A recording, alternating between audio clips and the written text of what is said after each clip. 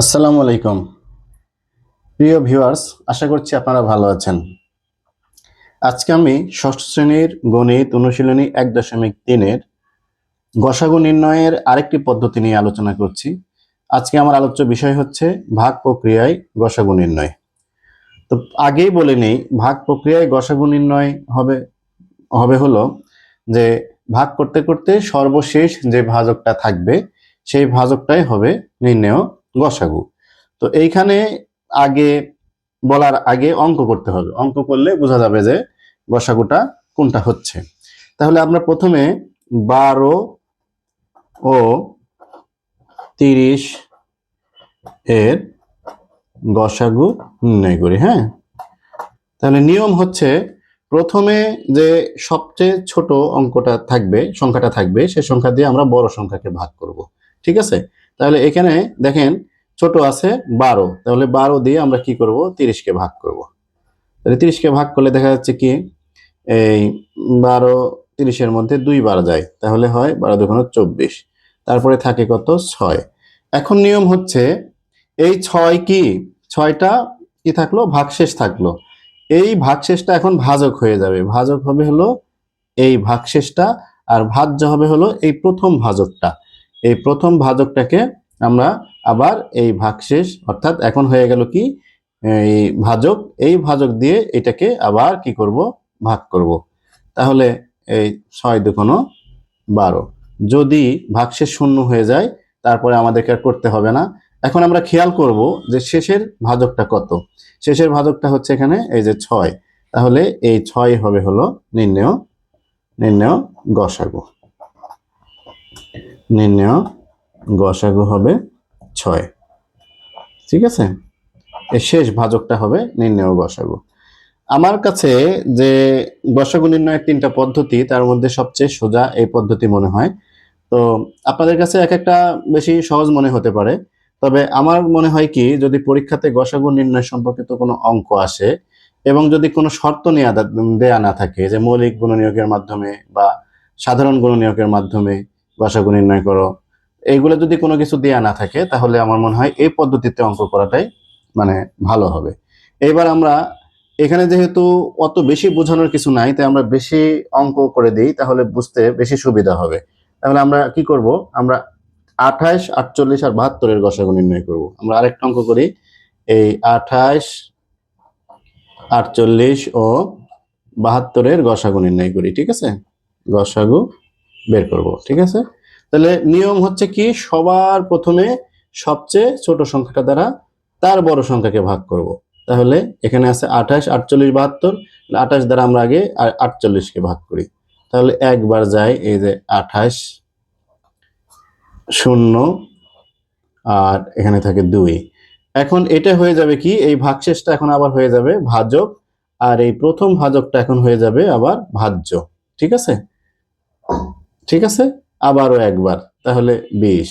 এইবার আবার যেটা অবশিষ্ট থাকলো, এই অবশিষ্ট অংশটা কি হয়ে যাবে, আবার ভাজক হয়ে যাবে। আর এই যে দ্বিতীয় যে ভাজকটা ছিল 20, এটা হয়ে যাবে আবার এর ভাজ্য। তাহলে 8 দুগুণ কি হলো, 16 হলো। এইবার 4 থাকলো।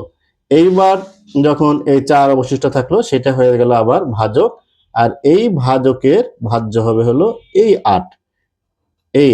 তাহলে 4 দুগুণ 8। যতক্ষণ না ভাগশেষ শূন্য আসে ততক্ষণ এভাবে করে ভাগ করেই যেতে হবে। এখন দেখা যাচ্ছে কি, আমরা দুইটা সংখ্যার মধ্যে আমরা বের করলাম 28 আর 48, আর একটা সংখ্যা আমার 72 থেকে গেছে।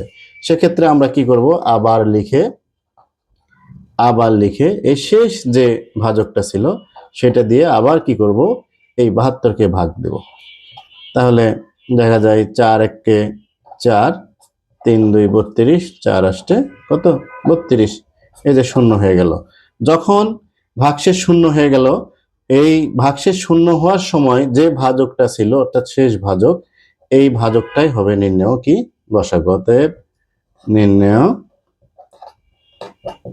গসাগু সমান 4। ঠিক আছে?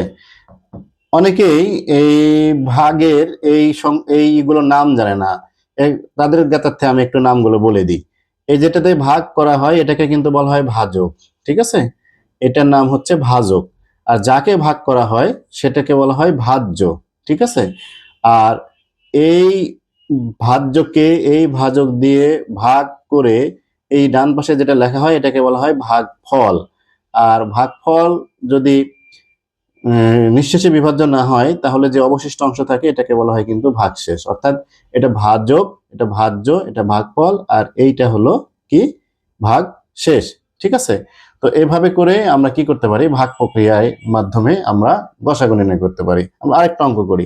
আমরা অঙ্ক করি হলো 14, তারপরে 56, তারপরে করি হলো 14, 56, তারপরে করি 56, তারপরে করি হলো